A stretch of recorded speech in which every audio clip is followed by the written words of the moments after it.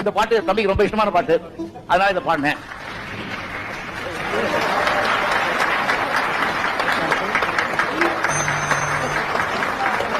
சொல்லிட்டு அதுக்கு அவர் டியூன் போட்டு அதுக்கு ஒரு பாட்டு எழுதி சமுதாயத்தில் இருக்கக்கூடிய அத்தனை பேருக்கும் பொருந்தக்கூடிய ஒரு விஷயத்தை எழுதக்கூடிய சிவசக்தி படைத்த அந்த கண்ணதாசன். அதுல விஷயம் என்னன்னா, கவிஞர் முதல்ல எழுதினாரோ அண்ணன் டியூன் போட்டாங்களோ தெரியாது. அதுக்கப்புறம் என்னை பாதித்த வார்த்தைகளை அவர் போடுகிறார். இளமையெல்லாம் வெறும் கனவுமயம், இதில் மறைந்தது சில காலம், தெளிவும் அறியாது முடிவும் புரியாது, மயங்குது